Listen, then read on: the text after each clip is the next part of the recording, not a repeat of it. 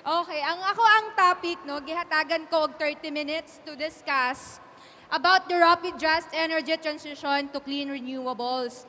Sa mga naguna nga mga presenters, very informative ang ilahang gihatag nganong kinahanglan nato mag-switch from fossil fuel-based source of energy to renewable energy. Mas focus na ako ang topic dito. By the way, once again, I am Rara Ada. I am the Mindanao Coordinator for Philippine Movement for Climate Justice, PMCJ.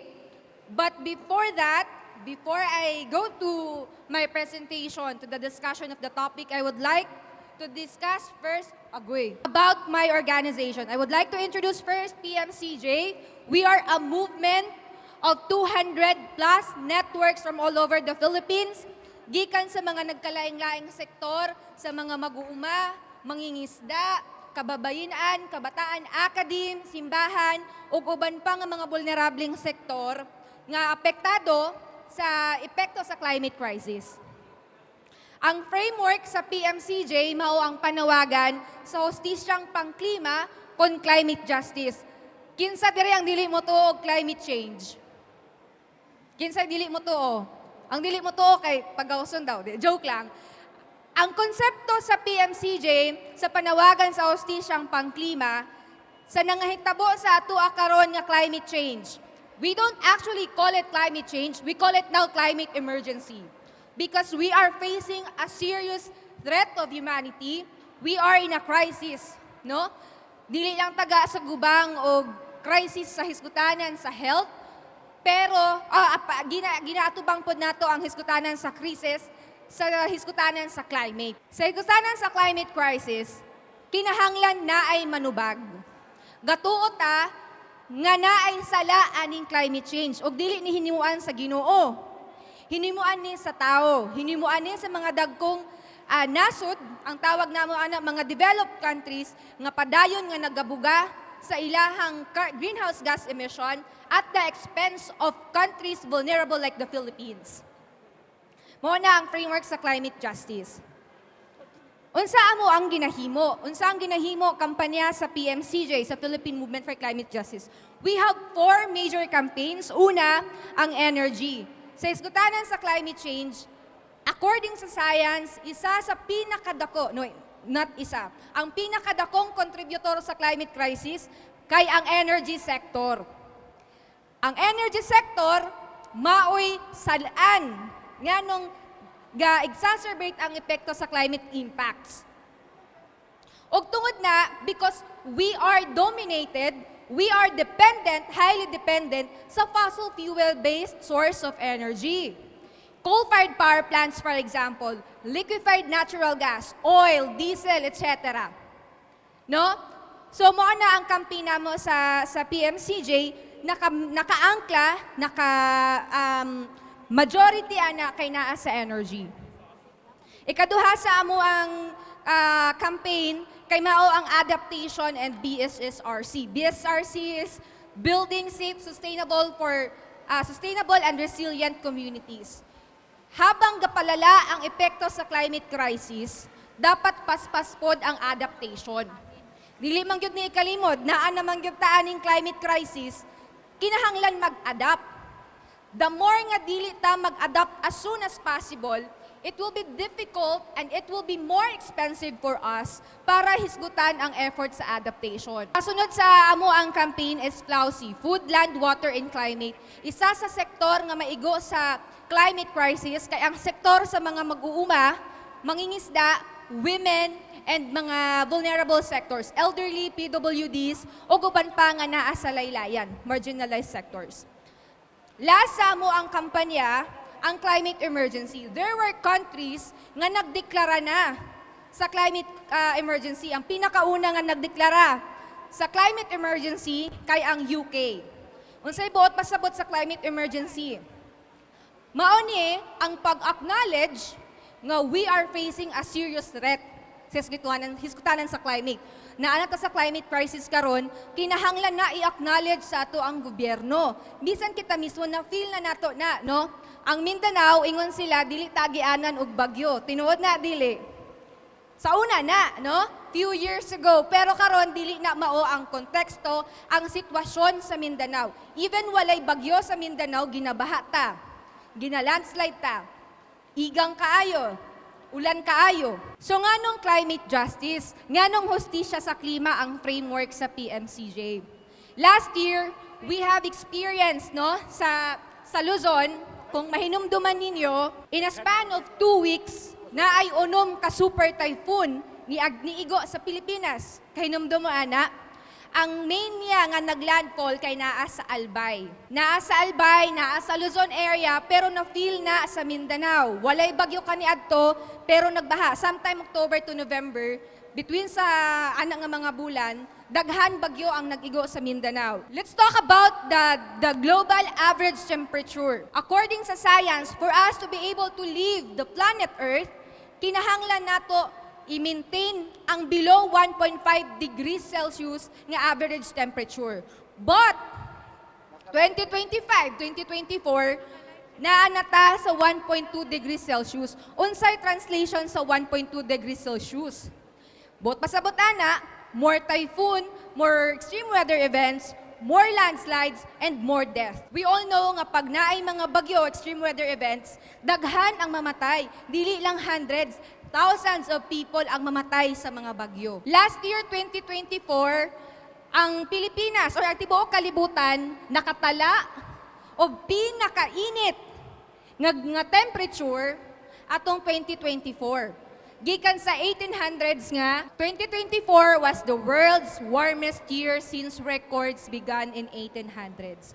Kabalo ba ta nga before ang klase ginasuspend pag tag-init, pag tag-ulan, 'di ba? Ginasuspend kay baha. Karon ginasuspend na pod ang klase kay tungod sa kainit because of climate crisis. We are in a climate emergency.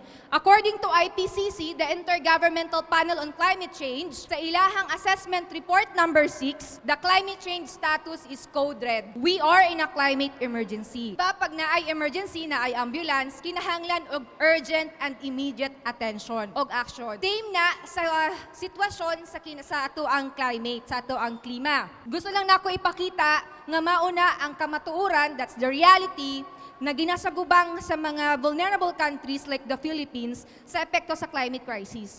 Before, walay category nga super typhoon. Walay category nga signal number 7. Karon, naanay super typhoon na nagani mga shearline, no? Nakadungog na taana, dili pa daw na bagyo.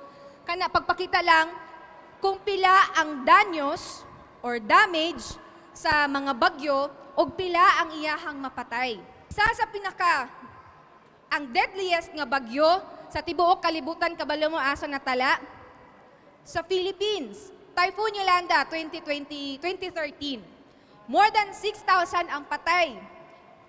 And hangtod karon daghan pag missing. That's the reality of climate crisis sa nasod nga pareha sa Pilipinas. Now, I mentioned ganiha na isa sa sektor ang enerhiya ang pinakadako og contributor sa greenhouse gases. Ang greenhouse gases sama sa carbon dioxide, methane ug uban pa mao'y hinungdan sa paggrabe sa epekto sa climate crisis. Og number 1 din ha ang energy. And that's why we need to transition from fossil fuel based source sa energy to renewable energy. And isa ana ang kamahinungdanon sa solar. No?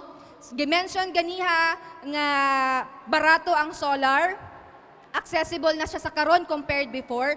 We should also include that we need renewable energy sources now more than ever kay tungod sa climate crisis. And we need to see this a very serious nga problem. Dili lang sa mga taga Cagayan, dili lang sa mga taga Mindanao, dili lang sa tibuok Pilipinas, kundi sa tibuok kalibutan. Gusto lang nako ipakita nga gikan sa pre-industrial level 1900s, ang mga nasod sama sa US, Canada, Russia, kanang pink siguro na, mauna ang contributor sa climate crisis even before the pre-industrial period or pre-industrial period. Ang Pilipinas, katong green, Wala naabot og 1% ang iyahang contribution sa greenhouse gas emissions. Pero kita ang grabe ang epekto sa climate crisis. Lisod kaayo ta makabawi, lisod kaayo ta makapondo sa ato ang kwarta. In fact, pag naay mga bagyo, ang rehabilitation asa na kuhaon. As I've said, we are developing countries, utangon na nato. Kita na po'y magbayad, no? Every year, ingon ana ang epekto sa atua. Og dili nato na sala. Sala ni sa mga developed countries nga padayon nga nagabuga sa ilahang carbon sa ilahang greenhouse gases at the expense of vulnerable countries like the Philippines. Pero while ginaingon nato nga sala na nila, that doesn't exempt Philippines nga dili pod nato himo natong fair share. Kinahanglan pod nato mulihok, no? Kay di responsable pod ta nga paubsan ang ato ang emission. Ang ato ang carbon greenhouse gas emission. Now, kung makita ninyo sa graph, in 2020 kani 500 gigatons ang budget para sa carbon budget. Buto sa bot lang na dapat ang kinahanglan nato sunugon if we want to stay alive or if we want to stay below 1.5 degrees Celsius. Now 2023, 380 na lang ato ang budget. Sa bagong tala sa IPCC, 260 na lang. Mao na ang kinahanglan natong sunugon na lang para ma-maintain ang below 1.5 degrees and for us to live ani nga planeta nga malinawon, safety and free sa mga bagyo, mga kusog ng mga bagyo ug mga extreme weather events. Pero ang tala, ang future nga CO2 emissions sa tibuok kalibutan gikan sa existing, sabot ang mga gaandar, o ang plano nga mga fossil fuel, naa sa 780. Bot pasabot, delikado ang below 1.5 degrees Celsius nato. That's why very important ang pag-transition ang kana nga mga fossil fuel. From fossil fuel to renewables. According sa science, according sa research sa mga scientists, ang katong IPCC, ang Intergovernmental Panel on Climate Change, grupo na sa mga scientists sa tibuok kalibutan nga naay membro nga 6,000 nga mga scientists nga nagahisgot sa sitwasyon sa climate change karon. Ingon sila, bisan pa himuon sa mga nasod ang ilahang climate action plan o ang ilahang pledges, fall short gihapon ta, maabot gihapon ta og 3 degrees Celsius. Bisan pa na i-fulfill nila ang ilahang mga pledges. Kinahanglan nato i-reduce ang greenhouse gas emissions if we want to stay alive. Kami sa PMCJ, sige mi og mura na mig sirang plaka ani, sige mig balik-balik ana because ingon anak ka seryoso ang ginakaatubang nato. Why rapid transition? Why? Nganong dili lang siya dapat transition? Nganong kinahanglan siya rapid? Nganong kinahanglan siya paspas? According ganiha sa first speaker, ang below 1.5 is still possible. Naapatay shot para ma-achieve ang below 1.5 degrees sa for us to stay alive nga para ma-enjoy pa nato ang kalibutan nga dili kita mabahaan, mabagyuhan, etc. Pero nganong kinahanglan paspas? We still have time, it's still possible but we are running out of time. Kaya kinahanglan nato paspasan. Naatay 12-year ultimatum. Bot pasabot, 12-year na lang ang window para makayahan sa tao, para makayanan sa humanity ang epekto sa climate crisis and na lang tayo 12 years nga window para maghimo og something about it. Now, ang 12 years, that was 2018. That was how many years ago? 7 years ago? Dati, katong eskwela pa ko, mo na permi ang panghadlok sa amang mga teachers. So, pag tarong, kay ano lang nang nahibilin sa inyo. But now, ni-graduate na lang ko, mo paghihapon na ang panghadlok sa amo. Samot na karon nga 5 years na lang. 5 years na lang ang window nga kinahanglan nato paspasan ang transition. And it's very we're very thankful sa mga ingon ani nga expo, and thank you to MGS no for organizing this. Kay makita nato nga ang kamahinungdanon nga dapat naga-transition na ta now, as soon as possible.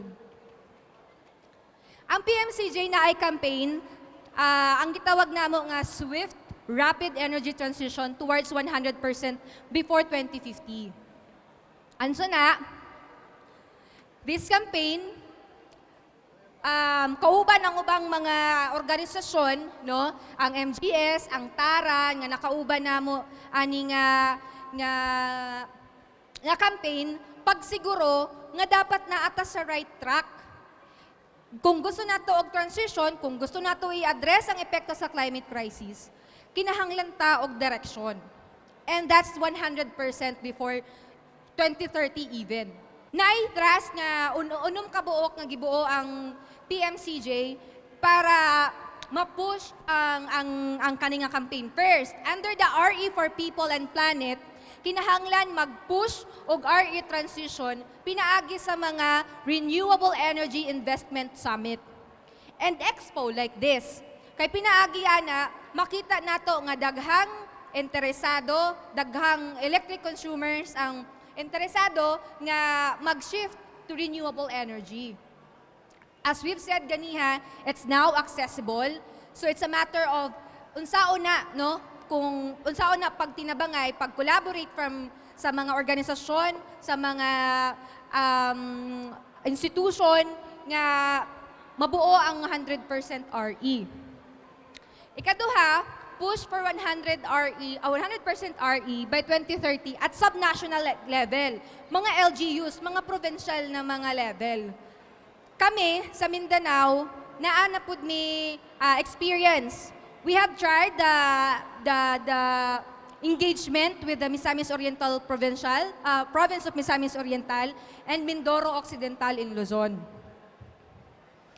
Ay sa amo ang plan kay mag-conduct og RE and Investment Summit.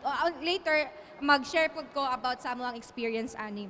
Ikatulo, initiate the solarization of gated urban communities, socialized housing and resettlements and other communities sa mga informal sectors. Very important.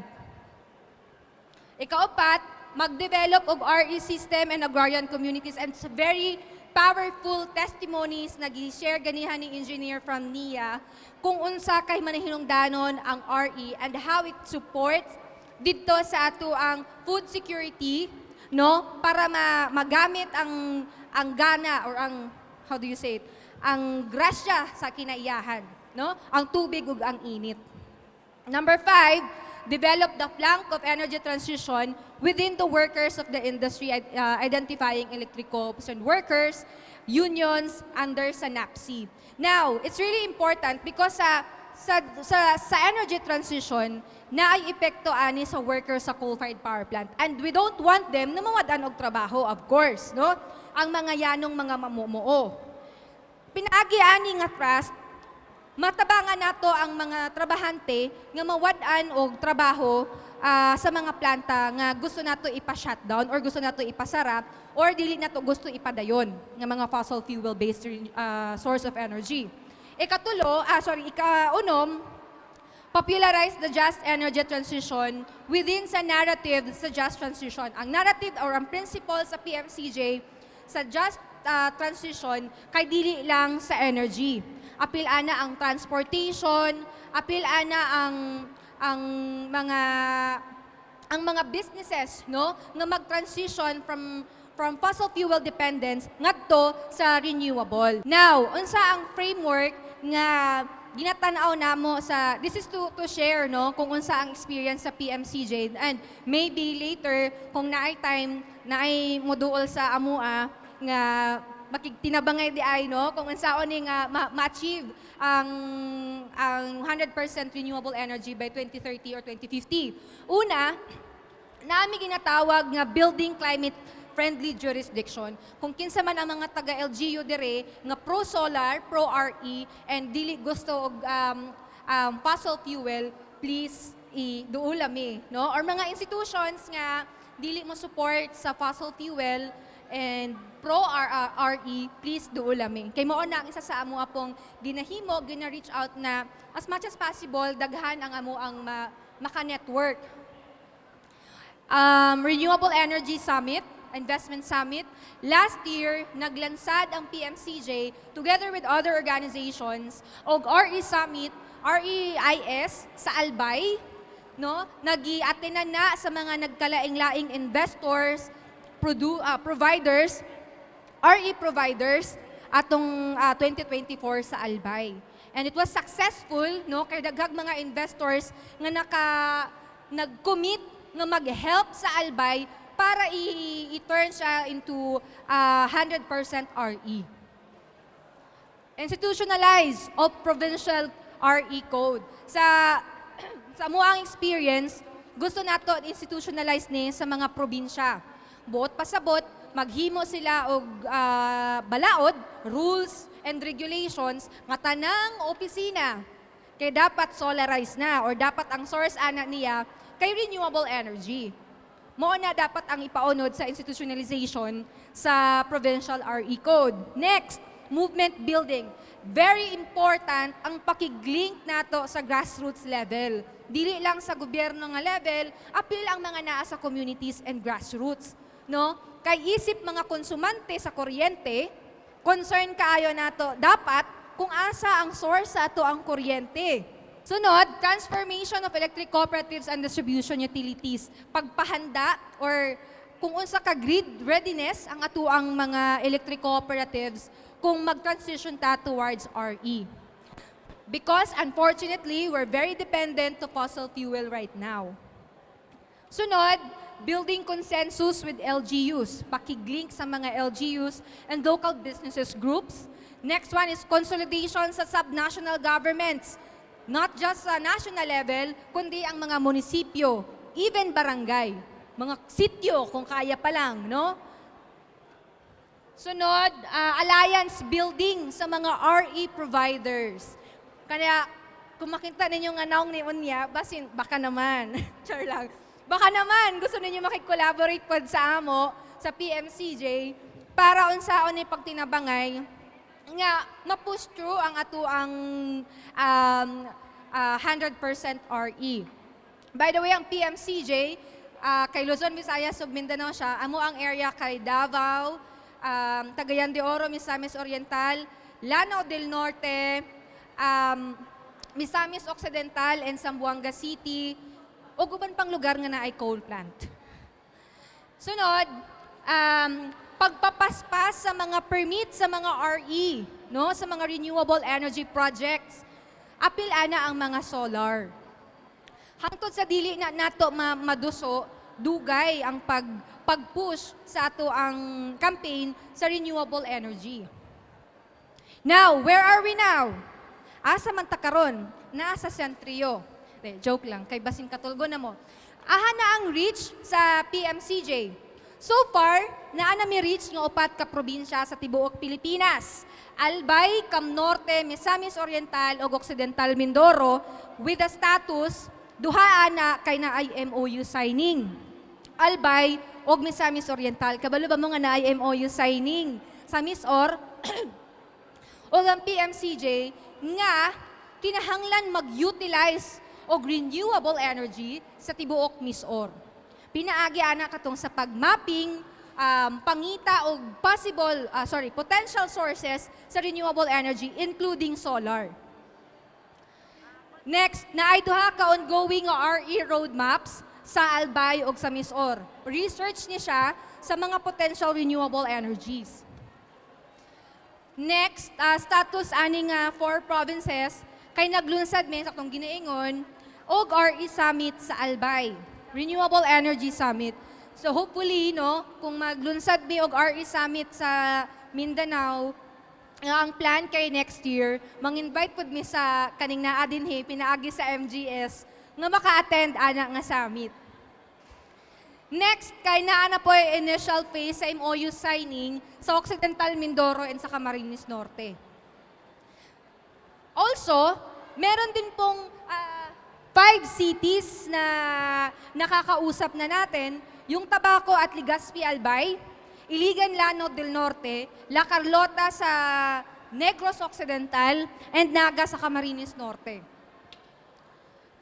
Meron ding mga municipalities na sa Piuduran, sa Albay, sa Bawang, San Fernando, sa La Union, sa Blayan, sa Occidental Mindoro, Labo, sa Camarines Sur.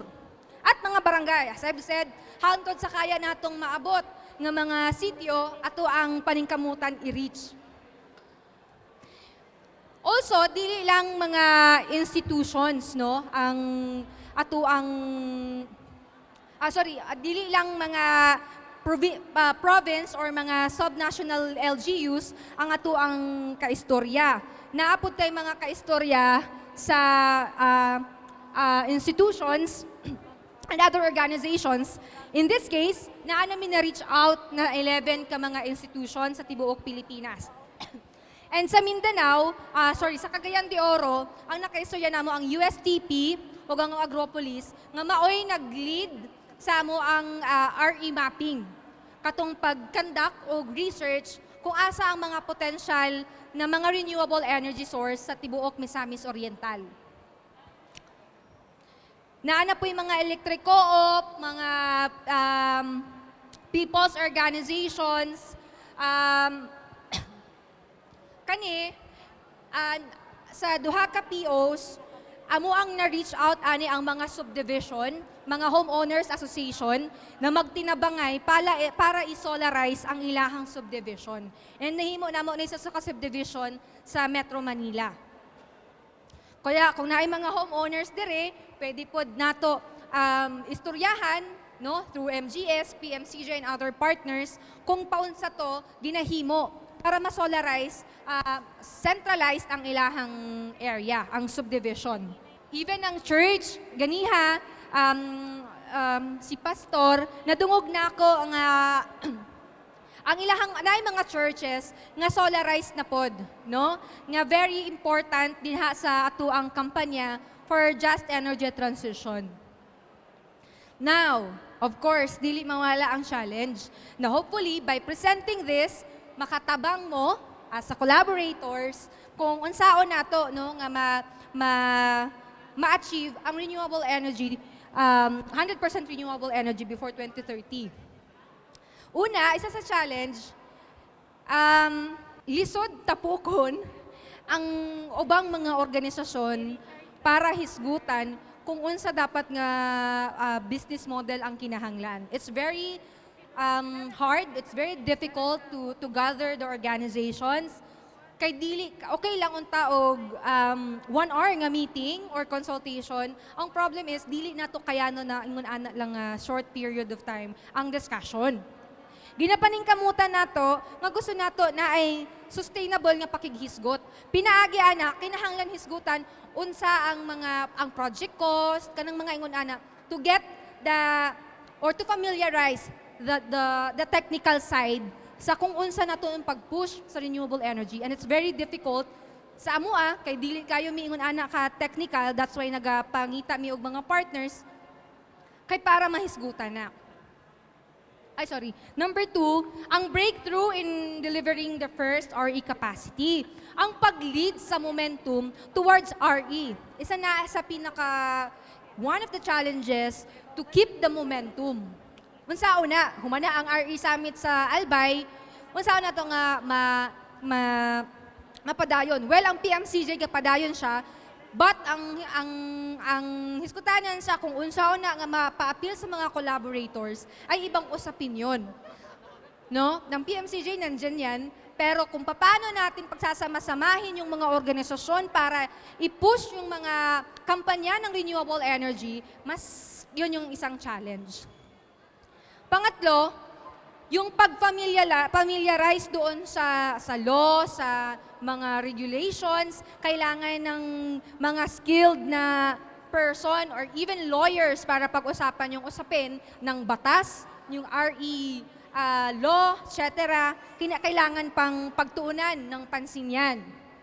Pang-apat, kailangan ng skilled organizers and workers sa baba, sa side sa PMCJ, na mag-aasikaso ng kampanya sa renewable energy, no? Kinahanglan ang grassroots na ay technical or skilled para sa hiskutanan sa renewable energy. Now, the recommendations, nami upat ka mga rekomendasyon, no? Una diha, kailangan ng matinding pag-aaral, comprehensive study, para talakayin at pag-usapan at mapabilis yung usapin ng renewable energy. Pangalawa, ikaduha, kailangan i-finalize ang mga feasibility studies nga nasugda na sa PMCJ karon, no? Kinahanglan na namo paspasan. Ikatulo, kinahanglan pod studihan ang mga laws, mga batas, balaod nga related sa mga RE or renewable. Last ay i-capacitate, paigtingin, i-strengthen ang mga campaigners sa renewable energy. I think that ends my presentation. Mamaya kung may mga tanong po yung mga nandito, collaborators, lapitan nyo lang po ako. Salamat!